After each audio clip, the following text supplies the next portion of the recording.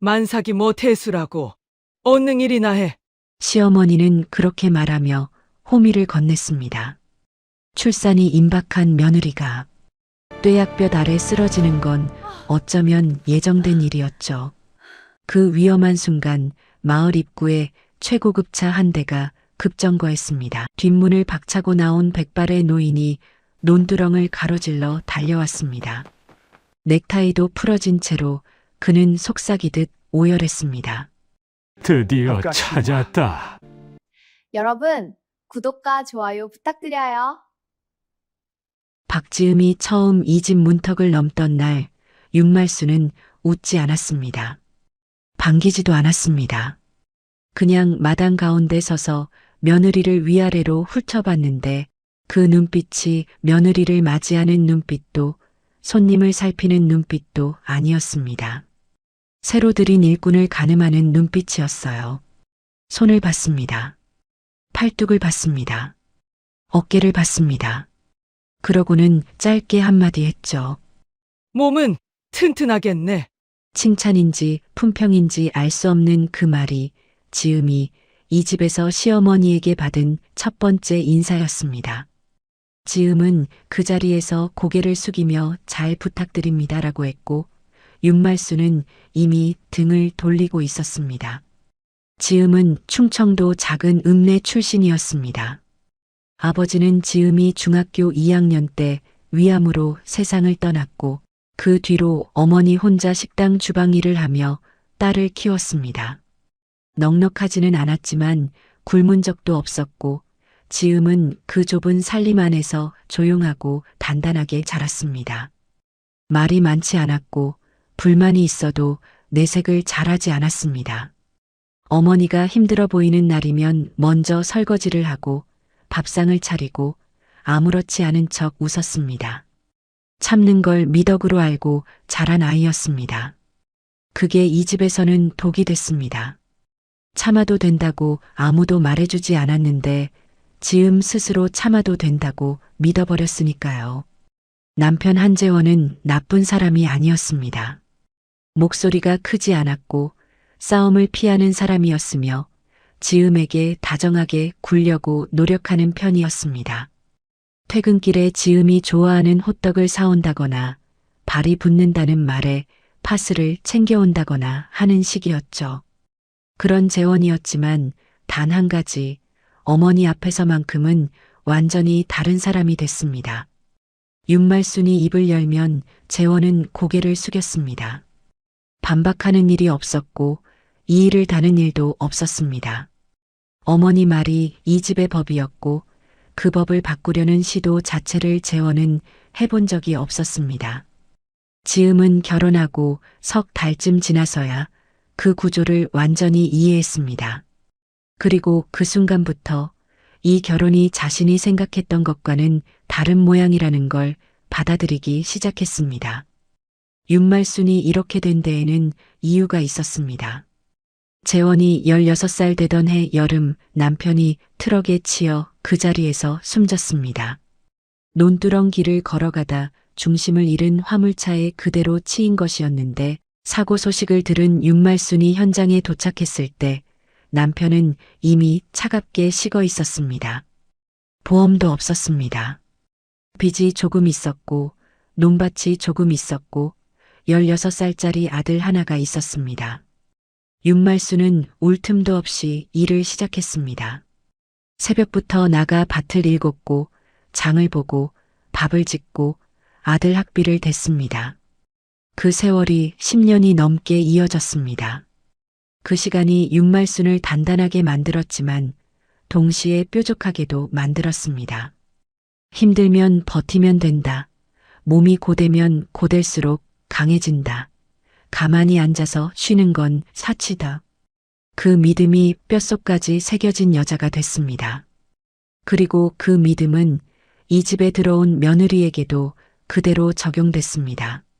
그런데 윤말순이 지음을 처음부터 유독 못마땅하게 여긴 데에는 한 가지 이유가 더 있었습니다. 결혼 이야기가 오가던 무렵 재원이 어머니에게 조용히 털어놓은 말이 있었는데 지음이 결혼 전에 한 차례 유산을 경험한 적이 있다는 것이었습니다. 당시 지음은 직장 동료와 짧은 연애를 했고 예상치 못한 임신과 유산을 겪은 뒤 혼자 사귀고 지나갔습니다. 재원에게는 솔직하게 털어놓았고 재원은 괜찮다고 했습니다. 그런데 그 이야기를 들은 윤말순의 반응은 달랐습니다. 입술을 꽉 다물더니 한동안 아무 말도 하지 않았습니다.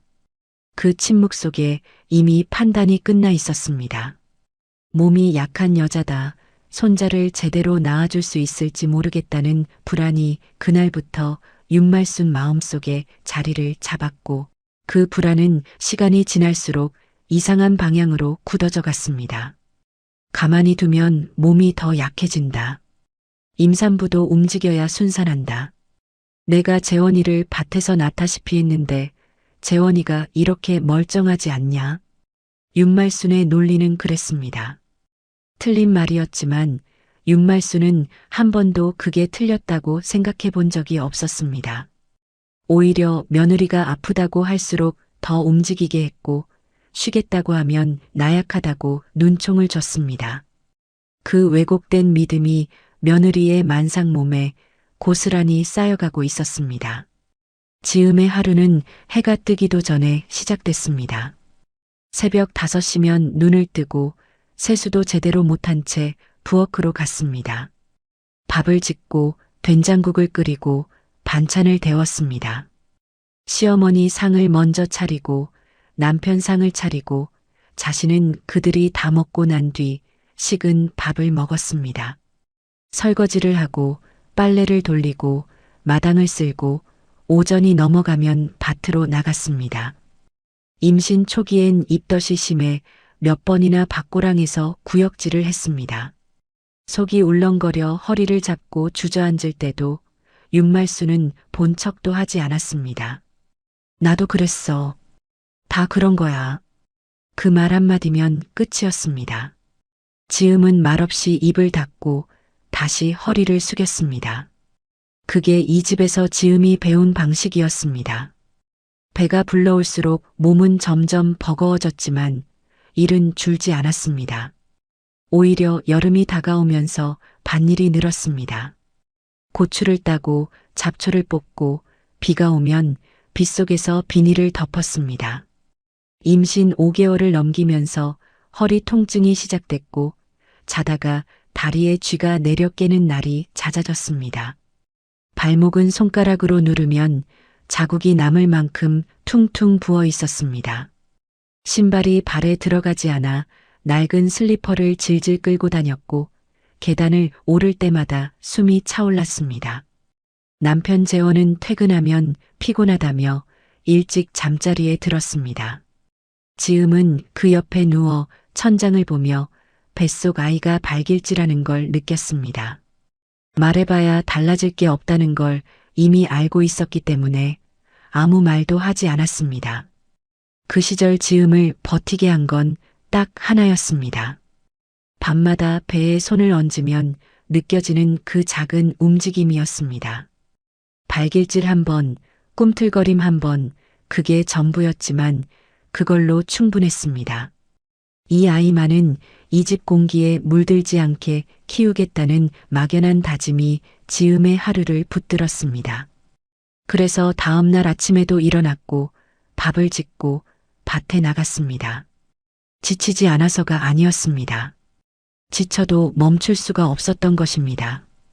임신 7개월이 됐을 무렵 지음은 처음으로 혼자 읍내 산부인과를 다녀왔습니다.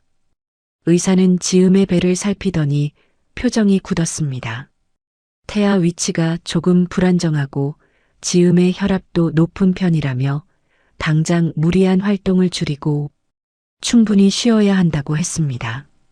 집에 돌아온 지음은 그 말을 윤말순에게 그대로 전했습니다. 사정하는 게 아니라 의사의 말이니 들어주길 바라는 마음으로. 윤말순은 잠깐 지음을 바라보더니 말했습니다. 의사들이 다 겁줘서 돈 뽑아내는 거야. 내가 너보다 애를 더 많이 봤어.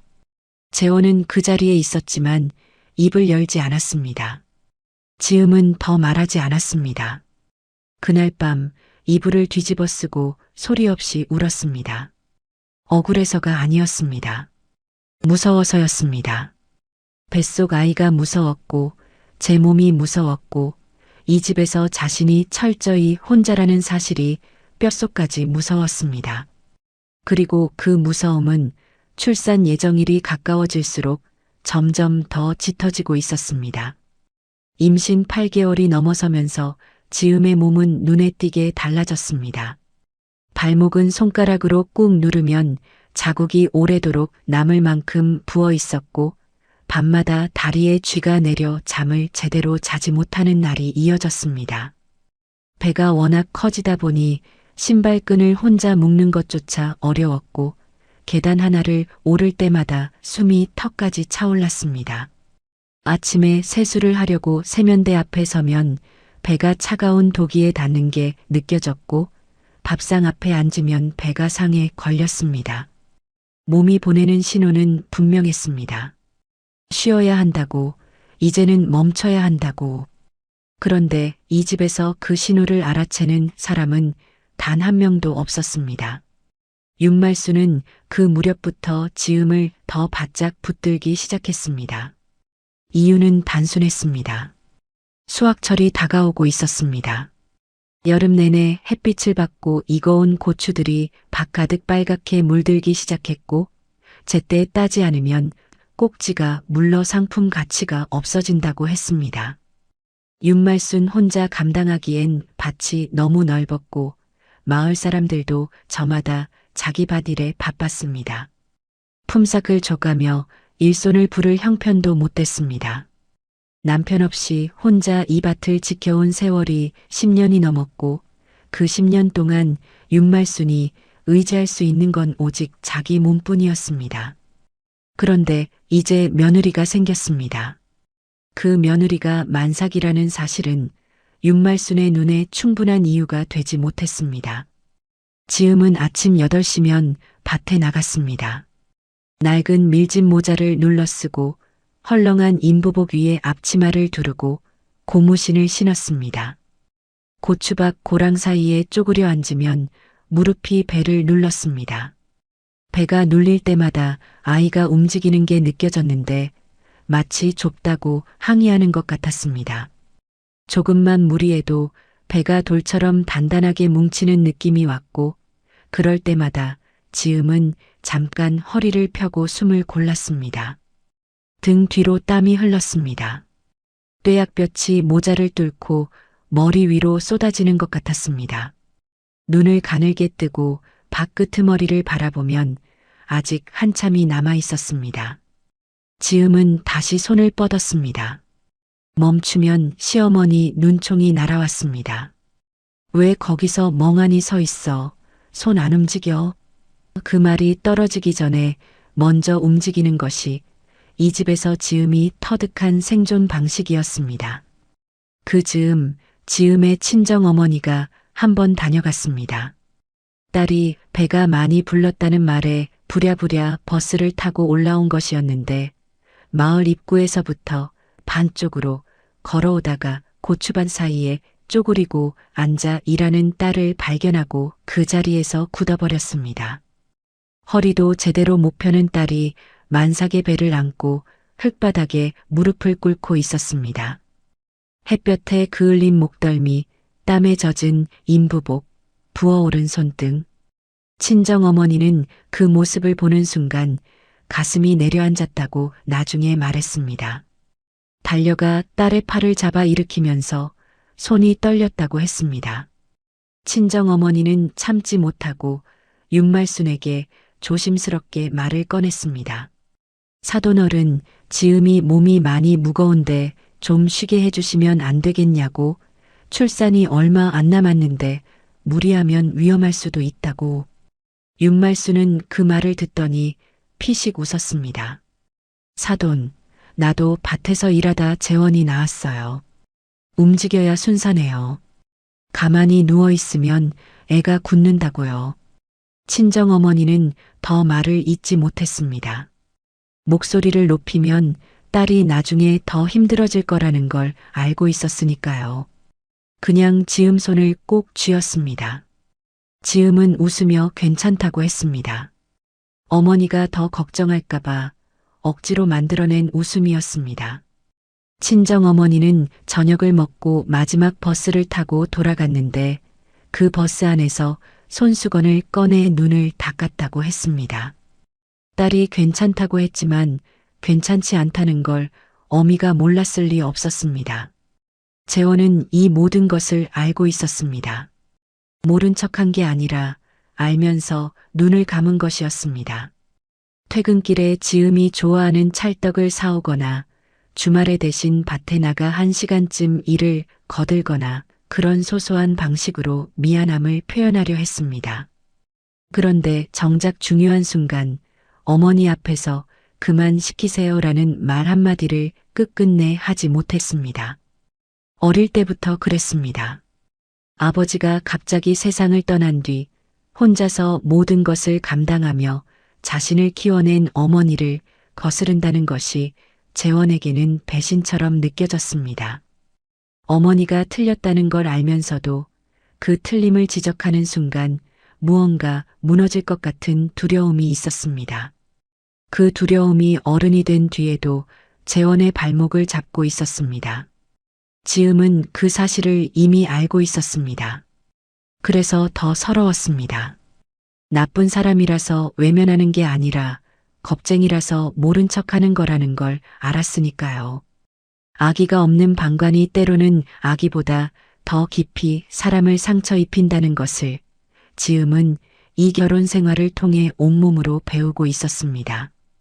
어느 날 저녁 지음은 혼자 방에 앉아 배에 손을 얹었습니다. 불을 끈 방 안 창문으로 들어오는 달빛만 희미하게 깔려 있었습니다.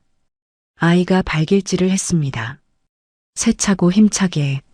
지음은 그 감촉에 한참 손을 놓지 못했습니다. 이 아이는 이 집에서 어떤 사람으로 자라게 될까? 이 집의 공기를 마시며 무엇을 보고 자라게 될까? 그런 생각이 꼬리를 물었습니다. 그리고 문득 처음으로 이런 생각이 들었습니다. 내가 여기서 계속 이렇게 살아도 되는 걸까? 참는 게 미덕이라고 배웠는데 이 아이 앞에서도 그냥 참기만 하면 되는 걸까? 이 아이한테 엄마가 늘 고개를 숙이는 모습만 보여줘도 되는 걸까? 답은 나오지 않았습니다. 아이가 또 한 번 발길질을 했고 지음은 눈을 감은 채로 한참을 그렇게 앉아 있었습니다. 출산 예정일이 사흘 앞으로 다가온 날 아침이었습니다.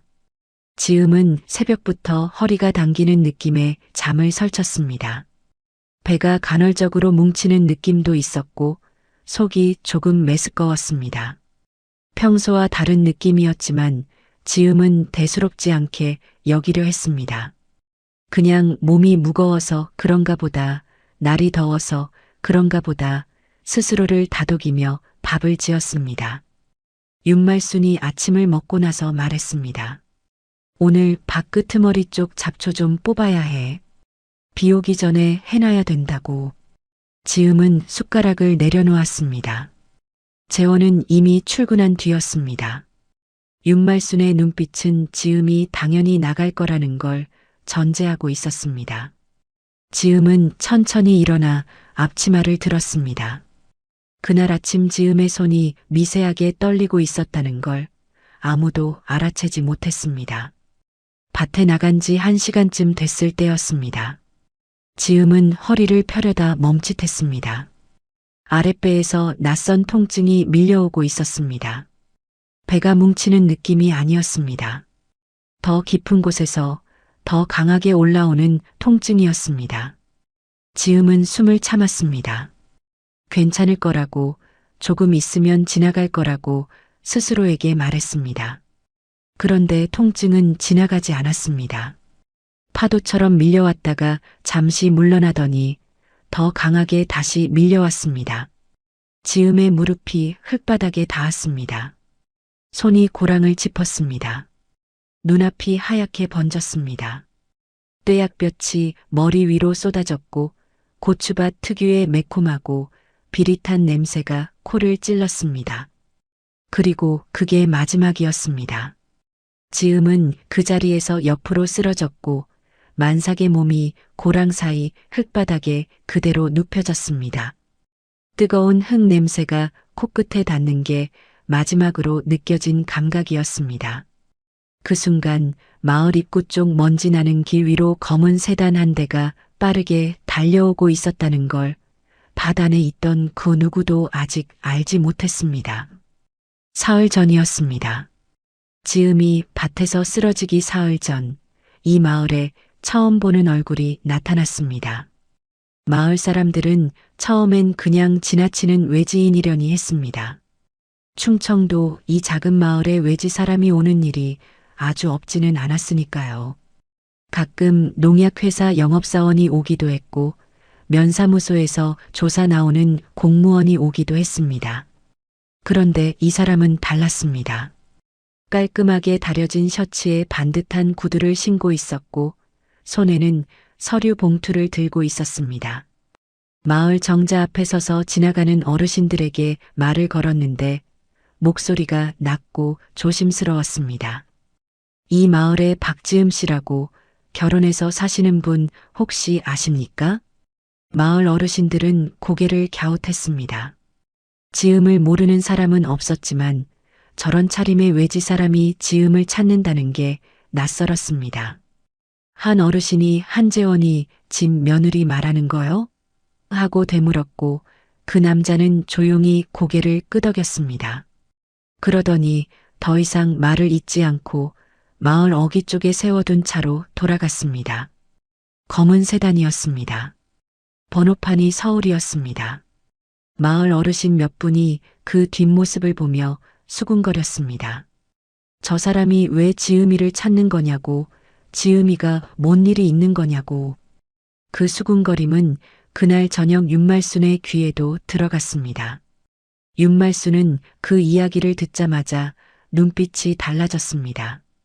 저녁상을 차리던 지음을 불러앉히더니 서울서 온 사람이 너를 찾더라는 소리를 들었는데 그게 누구냐고 따져 물었습니다. 지음은 고개를 저었습니다. 정말 몰랐습니다. 서울에 아는 사람이라고는 없었습니다. 친정어머니도 충청도 사람이고 지음이 다니던 직장도 읍내였습니다. 서울서 자신을 찾아올 사람이 누가 있는지 지음 본인이 가장 의아했습니다. 윤말수는 지음의 대답이 마음에 들지 않는 눈치였습니다.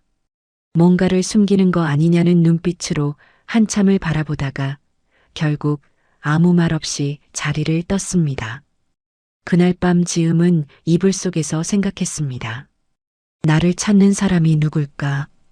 그런데 아무리 생각해도 떠오르는 얼굴이 없었습니다. 그 남자는 다음 날도 왔습니다. 이번엔 마을 입구 슈퍼 앞에 차를 세우고 슈퍼 주인 아주머니에게 음료수를 사면서 말을 텄습니다. 지음이가 결혼한 지 얼마나 됐냐고, 시어머니는 어떤 분이냐고, 요즘 몸 상태는 어떻냐고. 슈퍼 아주머니는 수다스러운 편이었습니다. 지음이 만삭인데 시어머니가 밭일을 시킨다는 것, 남편은 말 한마디 못한다는 것, 마을 사람들이 다 안쓰러워한다는 것까지 술술 말해줬습니다. 그 남자는 듣는 내내 표정이 굳어갔습니다. 슈퍼 아주머니는 나중에 이렇게 말했습니다. 그 사람 눈빛이 보통이 아니었다고. 뭔가를 꾹 참고 있는 사람의 눈빛이었다고. 서울에서는 그 시각 다른 움직임이 있었습니다. 한성그룹 비서실에서 보고서 한 장이 올라갔습니다. 오병준 회장 앞으로. 보고서에는 사진이 한 장 첨부돼 있었습니다. 충청도 어느 마을 밭에서 만삭의 몸으로 일하는 여자의 사진이었습니다. 오병준은 그 사진을 받아들고 한참을 말이 없었습니다. 비서는 나중에 그때를 이렇게 기억했습니다. 회장님 손이 떨렸다고. 평생 그 손이 떨리는 걸 본 적이 없었는데 그날 처음 봤다고.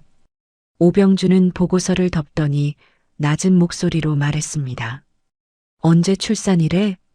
비서가 예정일이 사흘 후라고 답하자 오병준은 자리에서 일어섰습니다.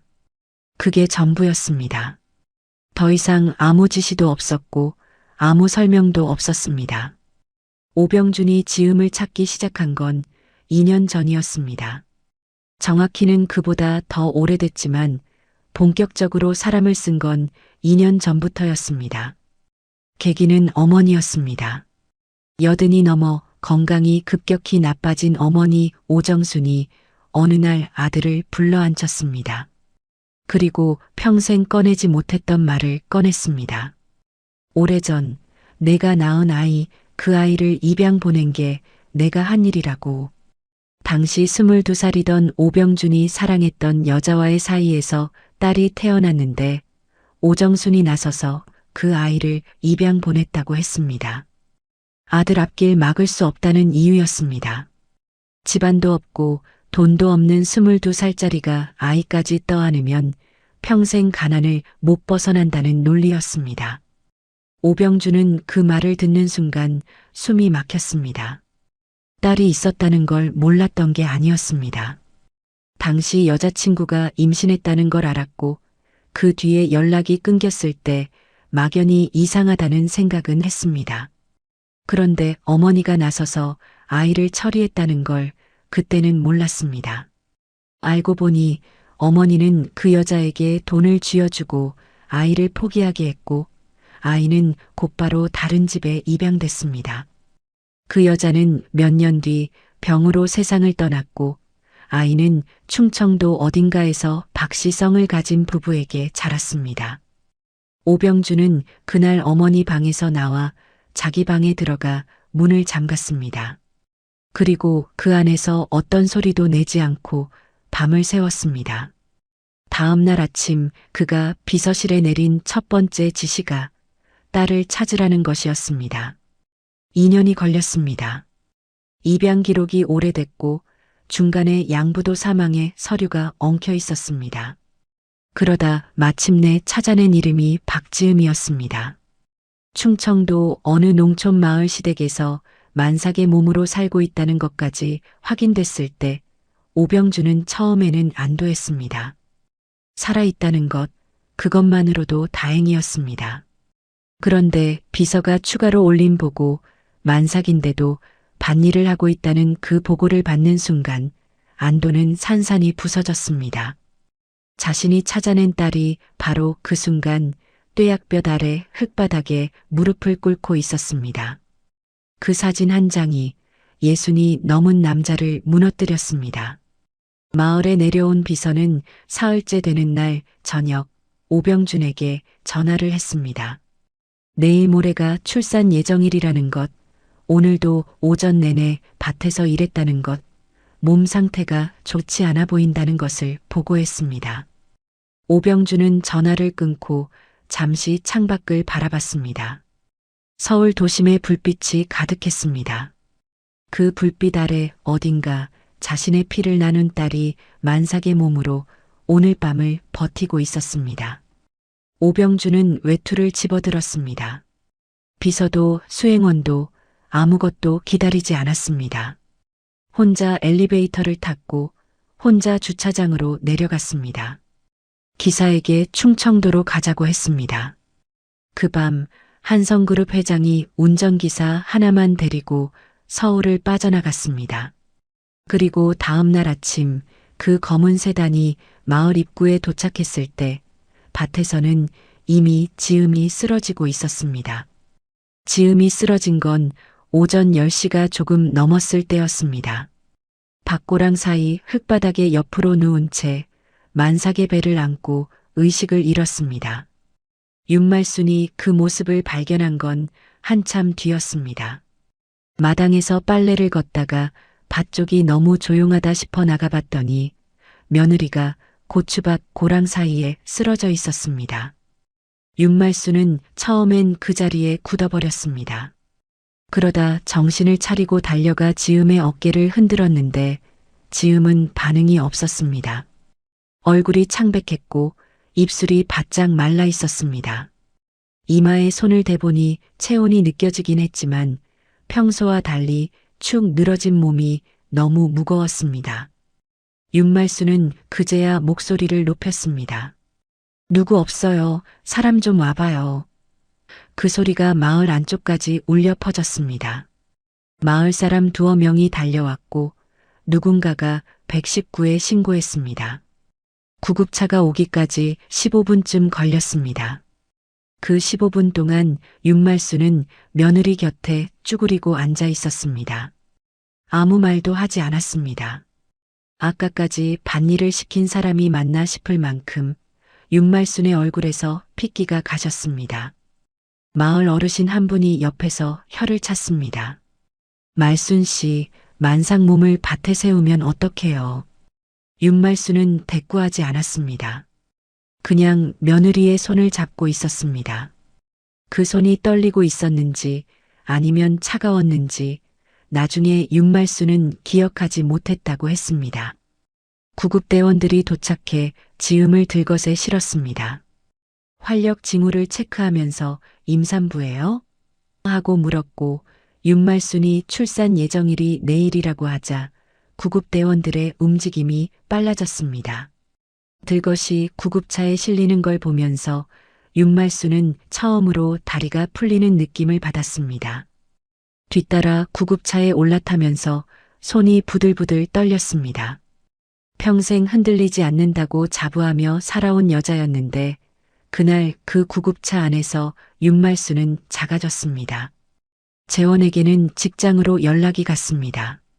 아내가 쓰러져 병원에 간다는 말에 재원은 전화를 받자마자 자리를 박차고 나왔습니다. 읍내 병원까지 달려가는 내내 손에 땀이 났습니다. 지음의 얼굴이 머릿속에서 떠나지 않았습니다. 오늘 아침 출근할 때 지음이 앞치마를 들고 서 있던 모습이 생각났습니다. 그때 왜 아무 말도 하지 않았을까? 왜 그냥 나왔을까? 그 후회가 달리는 내내 재원의 가슴을 짓눌렀습니다. 병원 응급실에서 지음은 빠르게 처치를 받았습니다.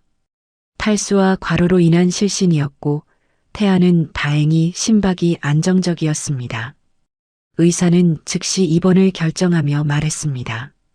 하루만 더 늦었으면 아이가 위험했을 수 있다고. 그 말이 재원의 귀에 박혔습니다. 하루만 더. 그 하루가 지금까지 계속 이어져 왔다는 걸 재원은 그제야 직면했습니다. 지음이 입원실로 옮겨지는 걸 복도에서 바라보다가 재원은 벽에 등을 기대고 눈을 감았습니다. 뭔가가 무너지는 느낌이었습니다. 오랫동안 아슬아슬하게 세워두었던 것들이 한꺼번에 무너지는 느낌이었습니다. 윤말수는 병원 복도 의자에 앉아 있었습니다. 등을 꼿꼿이 세우고 손을 무릎 위에 올려놓고 앉아 있었지만 눈빛은 어딘가 먼 곳을 보고 있었습니다. 재원이 옆에 앉아도 아무 말이 없었습니다. 한참 뒤 윤말순이 낮은 목소리로 말했습니다. 내가 잘못했나?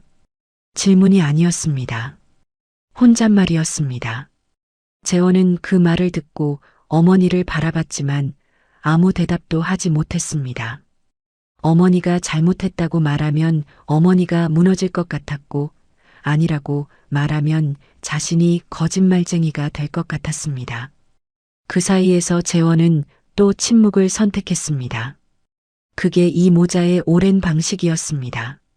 지음이 의식을 회복한 건 오후 들어서였습니다.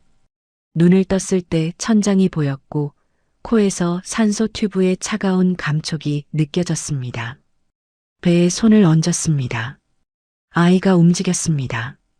지음은 그 감촉에 눈물이 났습니다. 아프다거나 억울해서가 아니었습니다. 그냥 살아있다는 것이 그 순간 너무 크게 느껴졌습니다. 뱃속 아이가 아직 거기 있다는 것이 이상하리만치 다행스러웠습니다. 재원이 옆에 앉아 있다가 지음이 눈을 뜨는 걸 보고 손을 잡았습니다. 지음은 그 손을 잡았다 놓았습니다. 꼭 쥐지도 뿌리치지도 않고 그냥 잠깐 잡았다가 손을 배 위로 가져갔습니다. 그때였습니다. 병실 문이 조용히 열렸습니다. 간호사인가 싶어 지음이 고개를 돌렸는데 처음 보는 얼굴이었습니다. 깔끔한 차림의 중년 남자였는데 마을에서 사람들이 수군거리던 그 외지인이었습니다. 남자는 지음을 보자 잠깐 멈칫하더니 조심스럽게 입을 열었습니다. 자신은 한성그룹 비서실 소속이며 오병준 회장님이 이쪽으로 오고 계신다고 했습니다. 지음은 그 말을 듣고도 무슨 뜻인지 잘 이해가 되지 않았습니다. 한성그룹이라면 뉴스에서나 보던 대기업이었고 오병준 회장이라면 텔레비전에서 가끔 보던 얼굴이었습니다. 그런 사람이 왜 자신에게 오는 건지 지음은 영문을 알 수 없었습니다. 재원도 굳은 얼굴로 그 비서를 바라봤습니다. 무슨 일이십니까? 비서는 잠깐 입술을 달싹이더니 회장님이 직접 말씀드릴 것이라며 물러섰습니다. 복도에 긴장이 감돌았습니다. 윤말순이 병실 문 밖에서 그 대화를 듣고 있었습니다. 한성그룹 회장이 왜 며느리를 찾아오는 건지 이해가 되지 않았습니다. 혹시 지음이 뭔가 잘못을 저지른 건 아닌지, 빚이 있는 건 아닌지, 온갖 생각이 머릿속을 스쳤습니다. 그런데 비서의 표정이 이상했습니다. 차갑거나 위압적인 게 아니라 오히려 뭔가를 조심스럽게 감추고 있는 것 같은 얼굴이었습니다. 윤말수는 그 얼굴을 보면서 자신이 아직 모르는 무언가가 있다는 걸 직감했습니다. 1시간쯤 지났을까요? 병원 입구 쪽에서 웅성거리는 소리가 났습니다. 간호사들이 복도 끝을 바라보며 수군거렸습니다. 재원이 자리에서 일어나 복도로 나갔습니다. 그리고 그 순간 엘리베이터 문이 열리면서 백발의 노인이 걸어 나왔습니다. 고급 정장을 입고 있었지만 넥타이는 반쯤 풀어진 채였고 구두 끝에 흙이 묻어 있었습니다. 밤새 차를 타고 달려온 사람의 얼굴이었습니다. 눈밑이 어두웠고 입술이 굳게 다물려 있었습니다. 그 옆으로 비서와 수행원이 따르고 있었지만 노인의 눈은 오직 한 방향만 보고 있었습니다. 병실 문 쪽이었습니다. 재원이 그 앞을 막아섰습니다. 실례지만 누구십니까? 노인은 걸음을 멈추지 않으면서 짧게 말했습니다. 박지음 씨 부친 되는 사람이요. 재원의 얼굴이 굳었습니다. 윤말순이 복도 저편에서 그 말을 듣고 벽을 짚었습니다. 부친, 박지음의 부친. 그 말이 복도 안에 잠깐 울렸습니다. 그리고 오병준은 병실 문 앞에 섰습니다. 손잡이에 손을 얹은 채 잠시 숨을 골랐습니다. 그 문 너머에 그가 30년 넘게 찾아 헤맨 딸이 있었습니다. 병실 문이 열렸습니다. 오병준이 안으로 들어섰습니다. 지음은 침대에 비스듬히 기댄 채 그 얼굴을 바라봤습니다. 텔레비전에서 보던 얼굴이었습니다. 뉴스에서, 신문에서, 대기업 회장 특집 기사에서 보던 그 얼굴이 지금 자신의 병실 문 앞에 서 있었습니다. 지음은 자신이 꿈을 꾸고 있는 건 아닌지 싶었습니다. 아직 몸이 완전히 회복되지 않아서 머리가 몽롱한 탓인가 그런 생각도 들었습니다. 그런데 꿈이 아니었습니다. 오병준은 분명히 거기 서 있었고 그의 눈은 지음만을 보고 있었습니다. 오병준은 천천히 걸어왔습니다. 침대 옆까지 와서 멈췄습니다. 지음의 얼굴을 내려다보는 그 눈빛이 이상했습니다. 차갑지도 않고 위압적이지도 않았습니다.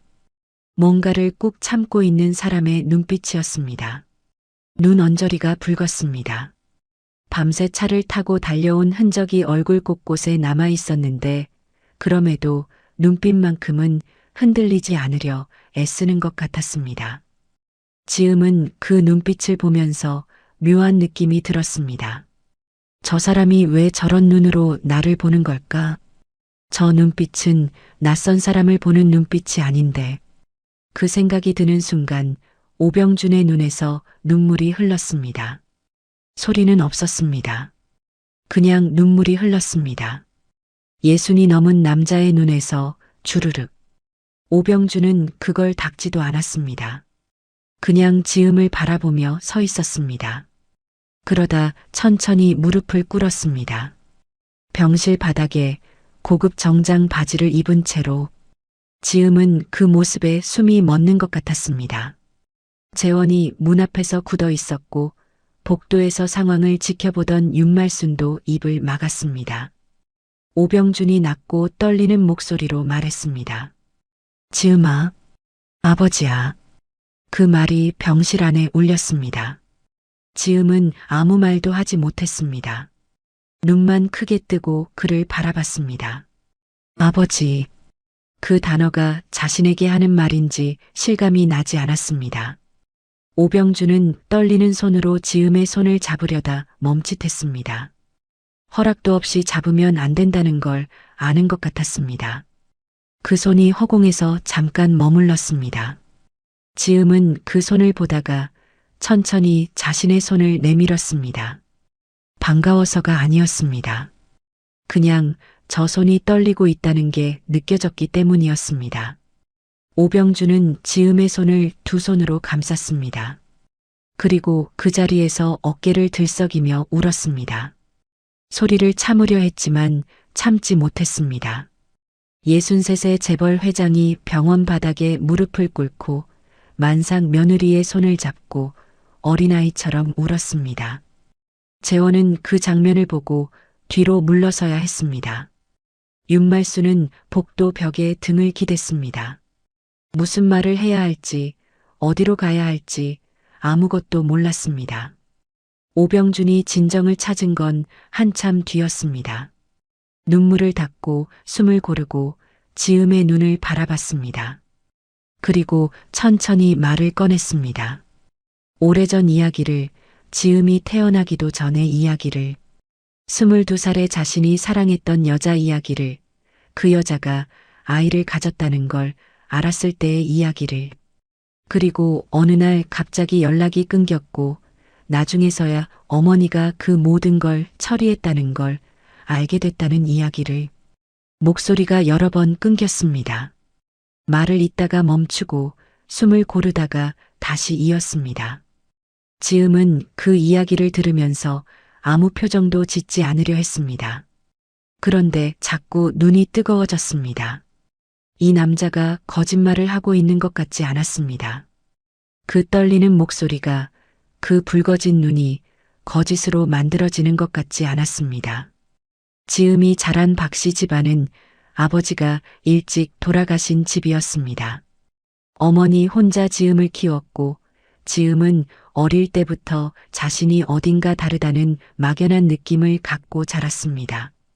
친구들과 다른 눈매, 키가 크고 손이 긴 체형이 친정 식구들과 달랐고 어머니가 가끔 자신을 바라보는 눈빛이 남다르다고 느낀 적이 있었습니다.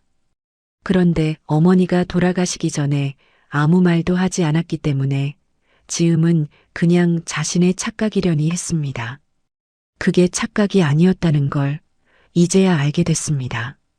자신을 키워준 어머니가 입양모였다는 것, 진짜 어머니는 일찍 세상을 떠났다는 것, 그리고 진짜 아버지는 지금 자신 앞에 무릎을 꿇고 있다는 것.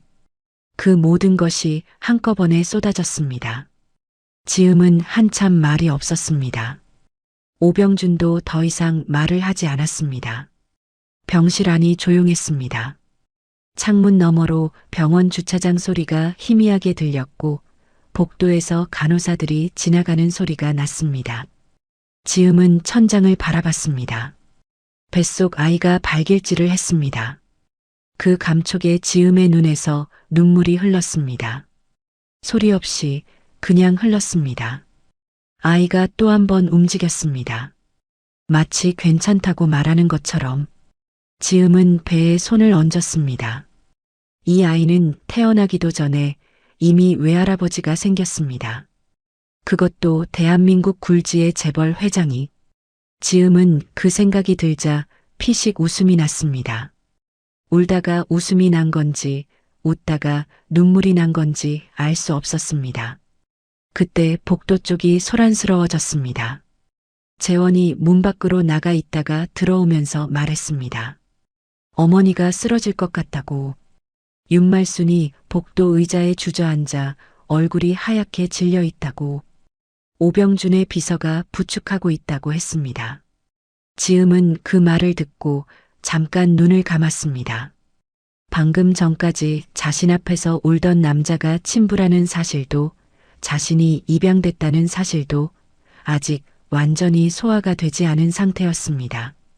그런데 거기에 시어머니까지 쓰러질 것 같다고 하니 지음은 그냥 모든 게 꿈 같았습니다.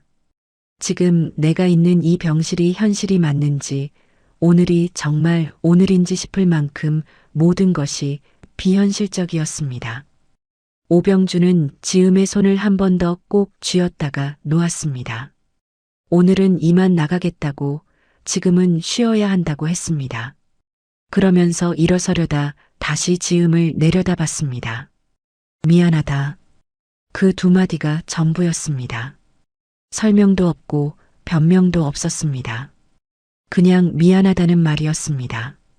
지음은 그 말을 듣고 아무 대답도 하지 않았습니다. 미안하다는 말에 뭐라고 답해야 하는지 몰랐습니다. 괜찮다고 하기엔 괜찮지 않았고, 화가 난다고 하기엔 화가 나는 건지도 몰랐습니다. 그냥 바라봤습니다. 오병준은 천천히 병실 문 쪽으로 걸어갔습니다.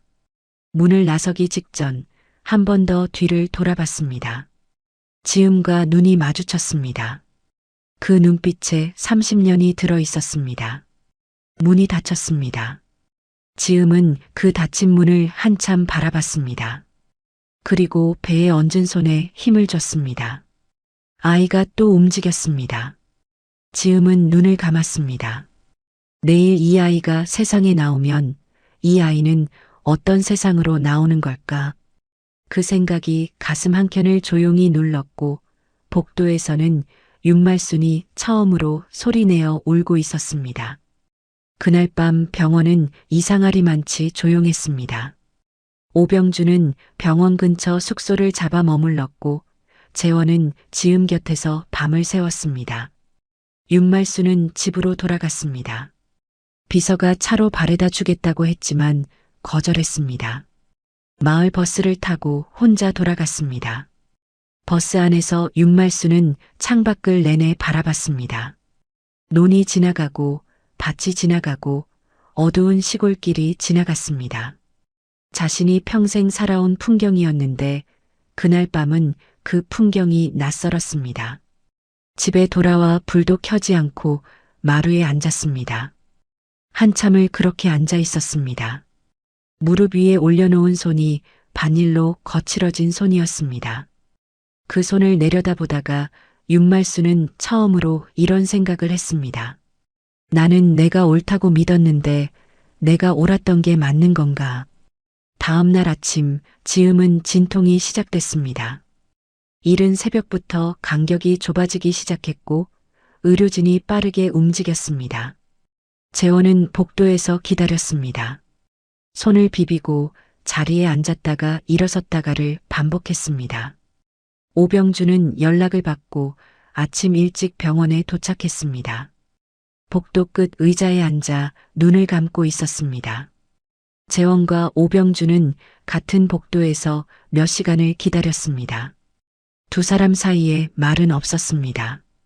말을 어떻게 꺼내야 할지, 서로를 어떻게 불러야 할지 아무것도 정해진 게 없었으니까요. 그냥 같은 방향을 바라보며 기다렸습니다. 그것만으로 충분했습니다. 아이는 오전 11시 조금 넘어 세상에 나왔습니다. 건강한 남자아이였습니다. 울음소리가 복도까지 들렸습니다. 재원이 그 소리를 듣고 눈을 감았습니다. 오병준은 자리에서 천천히 일어났습니다. 눈가가 붉었지만 이번엔 울지 않았습니다. 그냥 서서 그 울음소리를 들었습니다. 손자의 울음소리를. 세상에 나온다는 게 저렇게 우렁찬 소리인가. 그 소리가 복도에 가득 찼습니다. 지음이 아이를 처음 품에 안았을 때 아이는 눈을 꼭 감고 있었습니다. 작고 붉은 얼굴이었습니다. 주먹을 꼭 쥐고 있었고 숨을 쉴 때마다 작은 코가 들썩였습니다. 지음은 그 얼굴을 내려다보며 아무 말도 하지 못했습니다. 눈물이 흘렀습니다. 어젯밤 병실에서 흘렸던 눈물과는 다른 눈물이었습니다. 어젯밤 것은 혼란스럽고 두렵고 억울한 눈물이었다면 지금 이 눈물은 그냥 따뜻한 눈물이었습니다. 이 아이가 이 세상에 나왔다는 것, 그 사실 하나가 다른 모든 것을 잠깐 밀어냈습니다. 아이를 본 건 재원이 먼저였습니다. 병실에 들어와 지음 곁에 앉아 아이 얼굴을 바라봤습니다. 한참을 말이 없다가 낮은 목소리로 말했습니다. 미안해. 지음은 아이를 바라보며 대답하지 않았습니다. 재원이 다시 말했습니다. 어머니한테도 내가 잘못했어. 진작 말했어야 했는데. 지음은 그 말을 듣고 잠깐 재원을 바라봤습니다. 그 얼굴에 뭔가가 달라져 있었습니다. 어제까지의 재원이 아니었습니다. 뭔가가 무너지고 나서야 겨우 솔직해진 얼굴이었습니다. 지음은 아무 말도 하지 않았습니다. 미안하다는 말을 받아들이는 것도 거절하는 것도 아직은 할 수 없었습니다. 다만 아이를 재원 쪽으로 조금 밀었습니다. 안아보라는 뜻이었습니다. 재원은 어색하게 아이를 받아 안았습니다. 그 모습을 보면서 지음은 창밖을 바라봤습니다. 하늘이 맑았습니다. 오병준이 병실에 들어온 건 오후였습니다. 이번엔 혼자였습니다. 비서도 없이 꽃 한 다발만 들고 왔습니다. 지음이 좋아하는 꽃을 몰라서 흰 꽃으로 골랐다고 했습니다. 지음은 그 꽃을 받아 옆 탁자에 놓았습니다. 오병준은 아이를 바라봤습니다. 한참을 말없이 바라보다가 아이 손을 조심스럽게 건드렸습니다. 아이가 오병준의 손가락을 잡았습니다. 작은 손가락이 꼭 쥐었습니다. 오병준은 그 감촉에 굳어버렸습니다. 그리고 아주 낮은 소리로 말했습니다. 잘 왔다. 그 말이 아이한테 하는 건지 지음한테 하는 건지 아니면 자기 자신한테 하는 건지 알 수 없었습니다. 그날 저녁 윤말순이 병원에 왔습니다. 손에 미역국 냄비를 들고 있었습니다. 직접 끓인 것이었습니다. 병실 문 앞에서 잠깐 서 있다가 들어왔는데 안에 오병준이 있는 걸 보고 멈칫했습니다. 오병준도 윤말순을 봤습니다. 두 사람이 처음으로 마주보는 순간이었습니다. 어색한 침묵이 흘렀습니다. 윤말순이 먼저 고개를 숙였습니다. 꾸벅 짧게. 그리고 지음 쪽으로 걸어가 탁자에 냄비를 놓았습니다. 미역국이다. 그 말뿐이었습니다. 지음은 그 냄비를 바라봤습니다. 결혼하고 2년 동안 윤말순이 자신을 위해 뭔가를 챙겨온 건 처음이었습니다. 윤말순은 자리를 잡고 앉더니 오병준을 바라봤습니다. 그리고 낮고 거친 목소리로 말했습니다. 내가 지음이한테 잘못했습니다. 오병준의 눈빛이 달라졌습니다. 윤말순은 계속 말을 이었습니다. 지음이 유산한 이력이 있다는 걸 알고 나서 몸이 약한 여자라고 판단했다는 것. 움직여야 튼튼한 아이가 나온다는 믿음이 있었다는 것. 그게 잘못된 믿음이었다는 걸 어제서야 알았다는 것. 목소리가 떨렸지만 끝까지 말을 이었습니다. 지음은 그 말을 들으면서 창밖을 바라봤습니다. 이 여자가 저런 말을 하는 걸 처음 들었습니다. 평생 자신이 옳다고만 믿어온 여자가 자신이 틀렸다고 말하고 있었습니다. 그런데 그 자리에서 오병준이 꺼낸 말이 윤말순도 지음도 예상하지 못한 것이었습니다.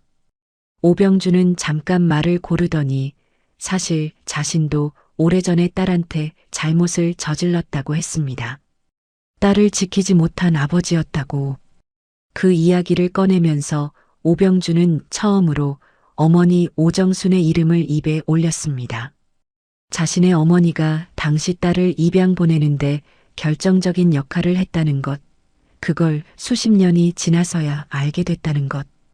그 말을 꺼내는 오병준의 목소리가 평온해 보였지만 손이 무릎 위에서 꽉 쥐어져 있었습니다. 지음은 그 손을 봤습니다. 저 남자도 오래 참아온 사람이라는 게 느껴졌습니다. 지음은 그날 밤 아이를 품에 안고 오래 깨어 있었습니다. 재원은 옆에서 잠들었고 병실은 조용했습니다.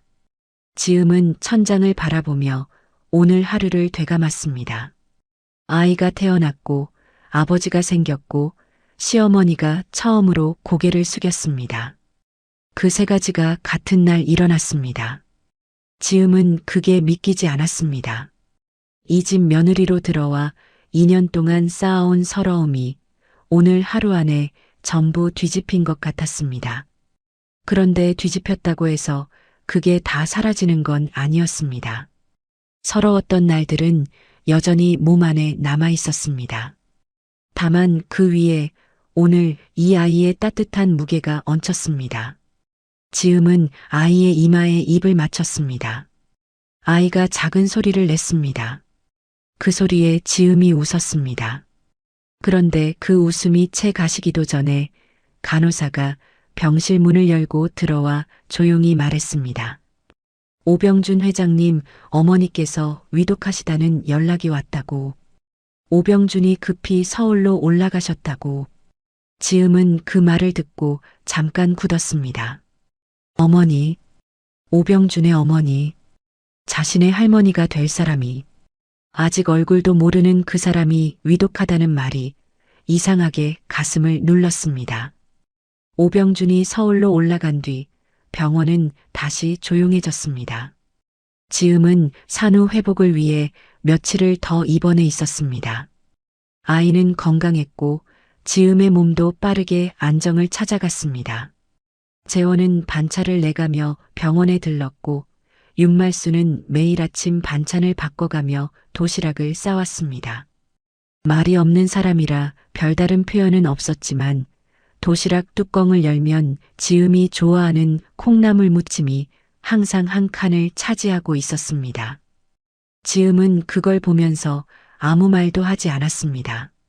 고맙다고 하지도 괜찮다고 하지도 않았습니다. 그냥 먹었습니다. 아직은 그게 전부였습니다. 퇴원하던 날 오병준에게서 연락이 왔습니다. 어머니 상태가 좋지 않다고 시간이 많지 않을 것 같다고 했습니다. 그러면서 조심스럽게 한 가지를 부탁했습니다. 어머니가 지음을 보고 싶어 한다고. 한 번만 서울에 와줄 수 있겠냐고. 지음은 전화를 끊고 한참을 생각했습니다. 갓 태어난 아이를 안고 서울까지 가야 한다는 것도 부담이었고 가서 무슨 얼굴로 무슨 말을 해야 하는지도 몰랐습니다. 무엇보다 마음이 정리되지 않았습니다. 오병준이 친부라는 사실은 받아들이기 시작했지만 그렇다고 그 집안의 사람으로 들어갈 마음이 있는 건 아니었습니다. 재산도 필요 없었고 회장 딸이라는 타이틀도 원하지 않았습니다. 지음은 그냥 지금 이 아이의 엄마로 살고 싶었습니다. 그게 전부였습니다. 재원은 지음의 대답을 기다리지 않고 먼저 말했습니다. 가보는 게 좋지 않겠냐고, 나중에 후회할 수도 있지 않겠냐고. 지음은 재원을 바라봤습니다. 예전 같았으면 그 말이 또 어머니 눈치를 보는 말처럼 들렸을 텐데 이번엔 달랐습니다. 재원의 눈빛이 달랐습니다. 진심으로 하는 말이었습니다. 지음은 잠깐 눈을 내리깔았다가 말했습니다. 생각해 본다고. 그게 지음이 낼 수 있는 가장 솔직한 대답이었습니다. 며칠이 지났습니다. 지음은 집에서 아이를 돌보며 그 생각을 계속했습니다. 밤중에 아이에게 젖을 물리면서도 아이를 재우며 등을 토닥이면서도 그 생각이 머릿속을 떠나지 않았습니다. 가야 하나, 가지 말아야 하나. 그런데 이상한 건 가지 말아야 할 이유를 댈 수가 없었습니다. 그냥 무서웠습니다. 그 집에 발을 들여놓으면 뭔가가 달라질 것 같은 두려움이 있었습니다. 지금처럼 그냥 모르는 채로 살면 편할 것 같은데 그 문을 열어버리면 다시 닫을 수 없을 것 같은 느낌이 들었습니다. 지음은 그 두려움이 어디서 오는 건지 스스로도 잘 몰랐습니다. 어쩌면 또 상처받을까봐 그런 것인지도 몰랐습니다. 이미 한번 버려진 사람이 또 버려지는 게 무서운 것인지도. 결국 지음이 마음을 굳힌 건 아이 때문이었습니다. 아이를 안고 있다가 문득 이런 생각이 들었습니다. 이 아이는 자라면서 뿌리를 궁금해하는 날이 올 것이다. 엄마는 어디서 왔냐고, 외할아버지는 누구냐고, 그 혈통이 어디서 이어지는 거냐고. 그날이 왔을 때 아무것도 모른다고 말하는 게 맞는 건지, 아니면 알면서도 외면한 것인지. 그 질문이 지음을 움직였습니다. 자신을 위해서가 아니라 이 아이를 위해서 가보자고 마음을 먹었습니다. 그게 이 여자의 방식이었습니다. 자신보다 아이를 먼저 생각하는 것. 서울에 올라간 건 아이가 태어난 지 열흘이 조금 지났을 때였습니다. 오병준이 기사를 보내줬지만 지음은 거절했습니다. 재원과 함께 버스를 타고 올라갔습니다. 아이를 포대기에 싸서 앞에 안고 짐 가방 하나 들고 고속버스 터미널에서 내려 택시를 잡았습니다. 오병준이 알려준 주소는 강남 쪽의 고급 아파트였습니다. 택시가 그 아파트 단지 앞에 멈췄을 때 지음은 잠깐 창밖을 바라봤습니다. 높고 반듯한 건물이었습니다. 로비에 경비원이 서 있었고 입구에 조경이 잘 된 정원이 있었습니다. 지음은 포대기 속 아이의 등을 한번 토닥였습니다. 그리고 택시에서 내렸습니다. 오병준이 입구에서 기다리고 있었습니다. 지음을 보자마자 아이 쪽으로 시선이 갔습니다. 포대기 속에서 자고 있는 손자 얼굴을 한참 바라봤습니다. 말은 하지 않았습니다. 그냥 앞장서서 엘리베이터로 향했습니다. 집 안으로 들어서자 넓고 조용한 공간이었습니다. 벽에 그림이 걸려 있었고 햇빛이 잘 들었습니다. 그런데 그 집 안 어딘가에서 산소 호흡기 소리가 희미하게 들렸습니다. 오병준이 복도 끝 방을 가리켰습니다. 어머니가 거기 계셔. 지음은 그 방문을 바라봤습니다. 한참을 바라봤습니다. 방문을 열자 병원 냄새가 났습니다. 집안에 의료용 침대가 놓여 있었고 그 위에 작은 몸이 누워 있었습니다. 오정순이었습니다. 84이었습니다. 한때는 단단하고 강한 여자였겠지만 지금은 뼈만 남은 것 같은 몸이었습니다. 피부가 얇고 투명했고 눈밑이 깊이 꺼져 있었습니다. 산소줄이 코에 꽂혀 있었고 손등에 수액줄이 연결돼 있었습니다. 그런데 지음이 들어서는 기척을 느꼈는지 오정순이 눈을 떴습니다. 천천히 힘겹게 그 눈이 지음을 찾았습니다. 찾아냈습니다. 그리고 멈췄습니다. 오정순은 한참을 말을 하지 못했습니다. 입술이 달싹였지만 소리가 나오지 않았습니다.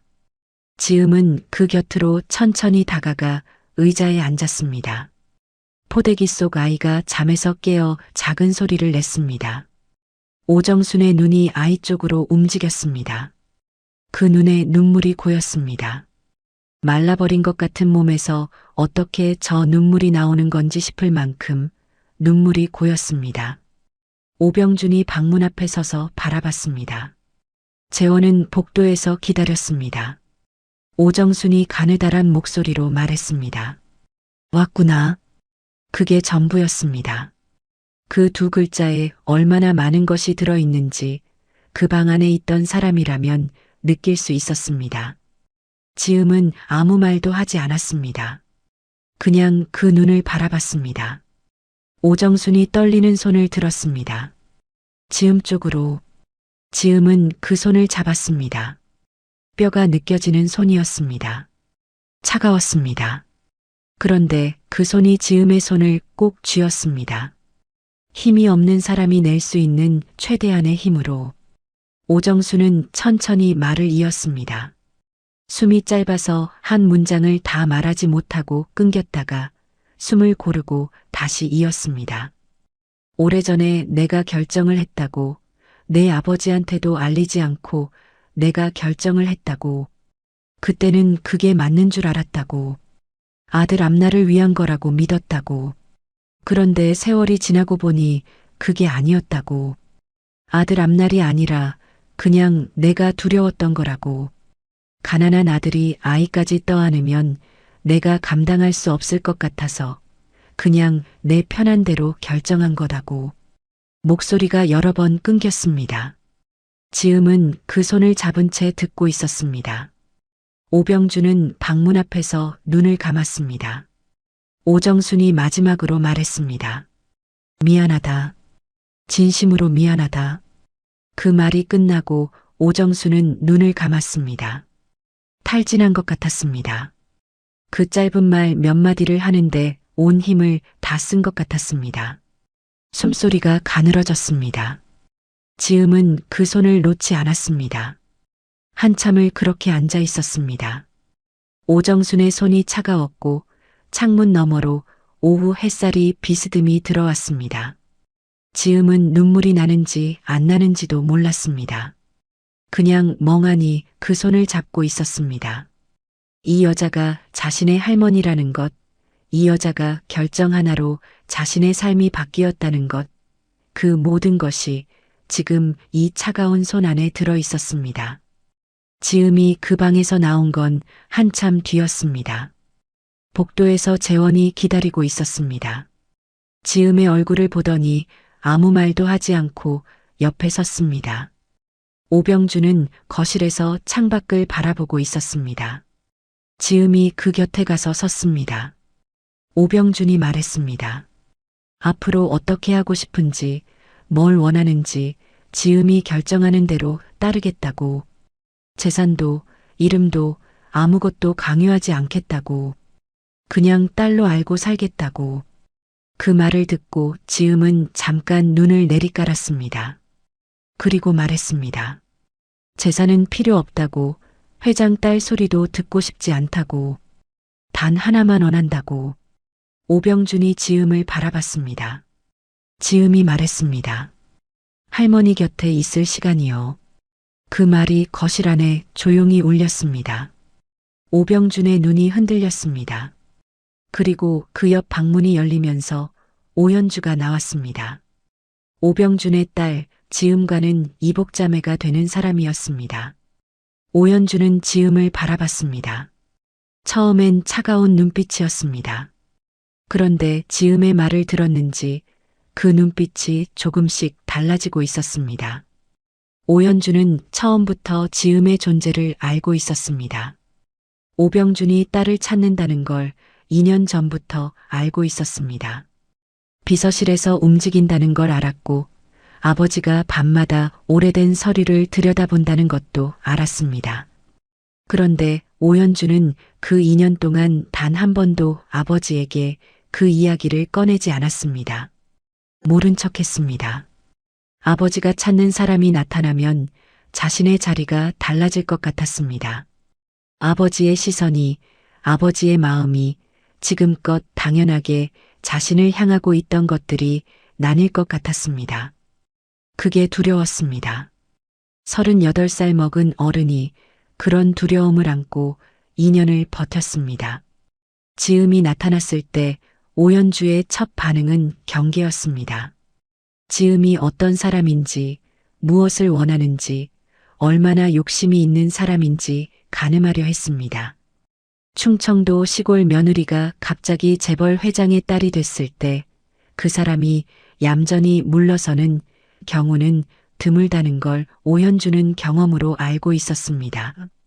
아버지 주변에서 그런 일을 몇 번 목격한 적이 있었으니까요. 그래서 오연주는 지음을 만나기 전부터 마음속으로 선을 그어뒀습니다. 이 사람이 무엇을 원하는지 확인하기 전까지는 가까이 두지 않겠다고. 그런데 지음이 거실에서 아버지에게 한 말이 오연주의 귀에 들어온 순간 그 선이 흔들렸습니다. 재산은 필요 없다고, 회장 딸 소리도 듣고 싶지 않다고, 할머니 곁에 있을 시간만 원한다고 했습니다.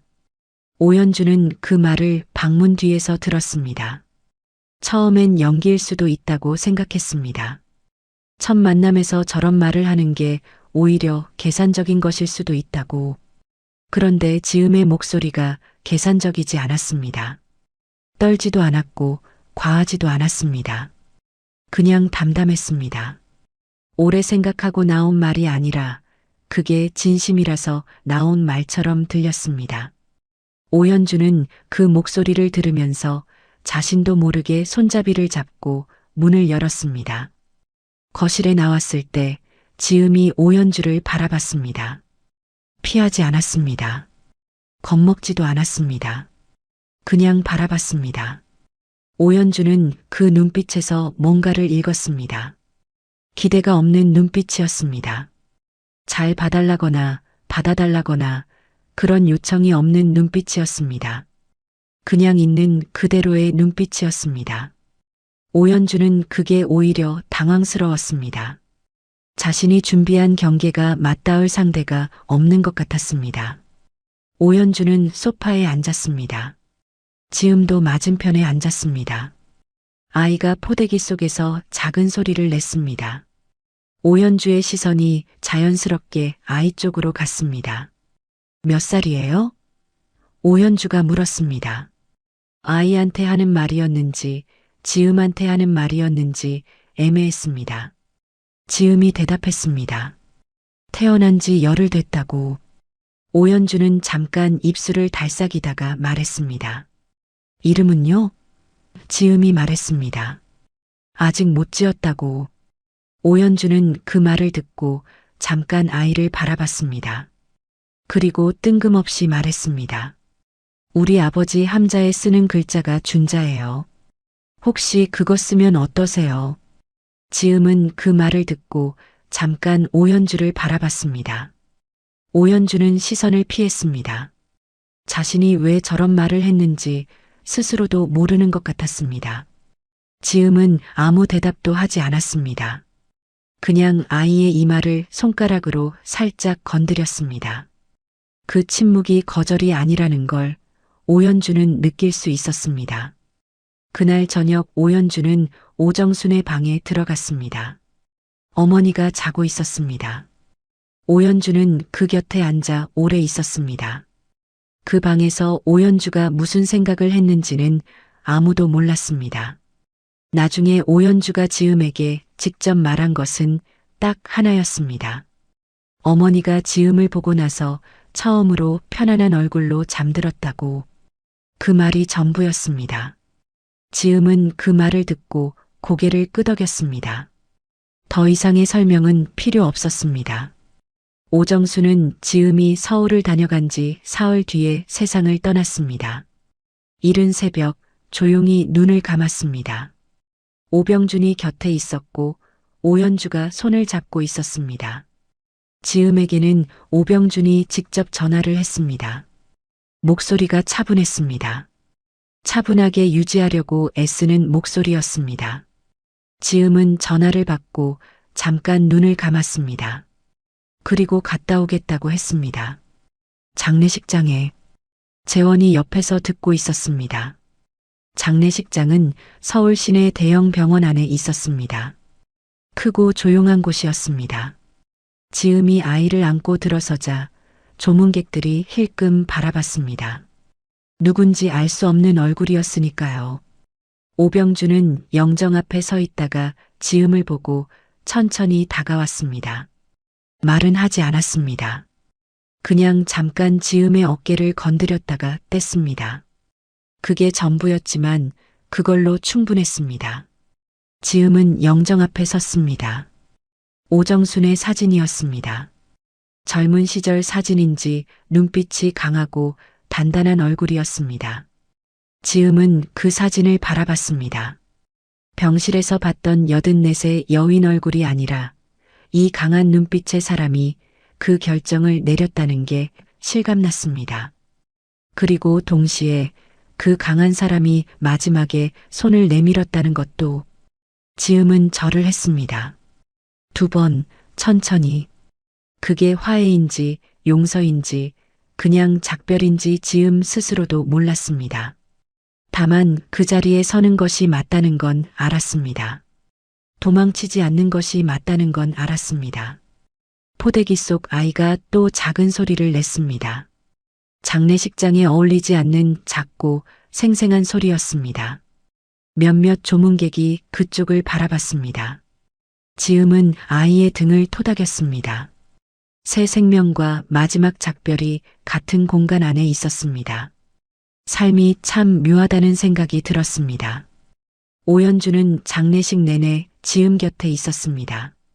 일부러 붙어 있는 게 아니라 자연스럽게 그리 됐습니다. 조문객들이 저 사람이 누구냐고 물을 때마다 오연주가 먼저 대답했습니다. 아버지 딸이라고. 그 말이 처음엔 지음에게 낯설었습니다. 아버지 딸. 자신이 그 말을 들을 자격이 있는 사람인지 아직 모르겠다는 생각이 들었습니다. 그런데 오연주가 그 말을 자연스럽게 거리낌 없이 하는 걸 보면서 지음은 뭔가가 조금씩 녹는 것 같은 느낌을 받았습니다. 경계가 아니었습니다. 두려움이 녹는 느낌이었습니다. 장례를 마치고 오연주가 지음에게 말을 건 건 장례식장 밖 주차장 가장자리였습니다. 밤 공기가 서늘했고 가로등 불빛이 주차장을 노랗게 물들이고 있었습니다. 오연주가 지음 앞에 서더니 잠깐 입술을 달싹였습니다. 그러다 말했습니다. 처음엔 싫었어요. 지음은 그 말을 듣고 고개를 끄덕였습니다. 오연주가 계속 말했습니다. 지음이 나타나면 아버지 사랑을 나눠야 할 것 같아서 솔직히 오지 말았으면 했다고. 그런데 지금은 아니라고. 왜 아닌지는 아직 잘 모르겠지만 아닌 것 같다고. 오연주는 그 말을 끝내고 지음을 바라봤습니다. 평소 표정이 없는 얼굴에 그날은 뭔가가 있었습니다. 그게 뭔지 오연주도 몰랐고 지음도 몰랐지만 그냥 그 자리에서 두 사람은 한참을 서 있었습니다. 지음이 집으로 돌아온 건 장례식 다음 날이었습니다. 버스를 타고 충청도로 내려오는 길에 아이가 잠들었습니다. 재원은 옆에서 조용히 있었습니다. 창밖으로 서울이 멀어지고 고속도로가 펼쳐지고 논밭이 보이기 시작했습니다. 지음은 그 풍경을 바라봤습니다. 자신이 평생 살아온 풍경이었습니다. 높은 건물도 없고 화려한 것도 없는 그 풍경이 그날따라 이상하게 편안했습니다. 집이라는 게 원래 이런 건지도 모르겠다고 생각했습니다. 완벽하지 않아도 상처가 있어도 그래도 돌아오는 곳. 집에 돌아오자 윤말순이 마당에 나와 있었습니다. 아이를 보더니 팔을 내밀었습니다. 아무 말 없이 지음은 잠깐 윤말순을 바라보다가 아이를 넘겼습니다. 윤말순이 아이를 받아 안았습니다. 그 모습이 어색했습니다. 며느리한테 잘못했다고 고개를 숙인 사람이 손자를 안고 있는 모습이 어색했습니다. 그런데 윤말순의 눈빛이 달랐습니다. 아이를 내려다보는 눈빛이 처음으로 부드러웠습니다. 지음은 그 눈빛을 보면서 가방을 들고 방으로 들어갔습니다. 모든 게 하루아침에 달라지는 건 아니었습니다. 이 집에서 쌓인 것들이 하루 만에 녹지는 않을 거였습니다. 그래도 뭔가가 시작됐다는 건 알 수 있었습니다. 그날 밤 지음은 아이를 재우고 나서 오래 앉아 있었습니다. 방 안이 조용했습니다. 창문 너머로 풀벌레 소리가 들렸습니다. 지음은 아이의 자는 얼굴을 바라봤습니다. 이 아이는 태어나기도 전에 이미 많은 사람의 삶을 건드렸습니다. 한 남자를 30년 만에 무릎 꿇게 했고 평생 강하게만 살던 여자를 고개 숙이게 했으며 차갑게 문을 닫아두던 사람의 손잡이를 열게 했습니다.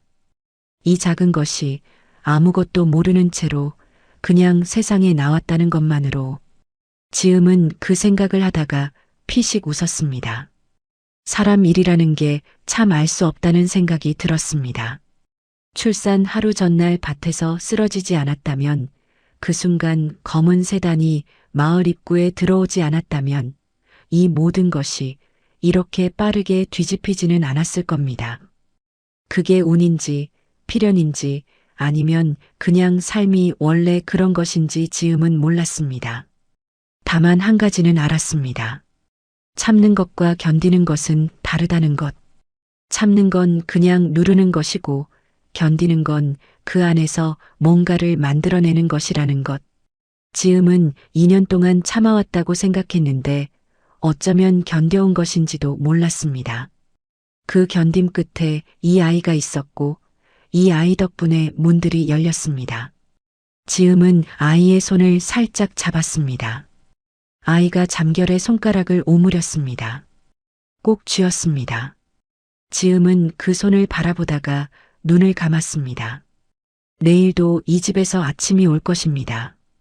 여전히 불편한 것들이 있을 거고 아직 풀리지 않은 것들도 있을 겁니다. 그래도 괜찮았습니다. 이 아이가 곁에 있는 한, 그리고 이제 더 이상 혼자가 아니라는 걸 아는 한, 풀벌레 소리가 창 너머에서 계속 들렸습니다. 지음은 아이의 손을 잡은 채로 오랜만에 편안하게 눈을 감았습니다. 오늘의 이야기는 여기서 끝입니다. 어디서 오늘의 감동 이야기를 들으셨는지 댓글로 알려주세요. 그곳으로 저의 행복한 기운을 나눠드리겠습니다. 감사합니다.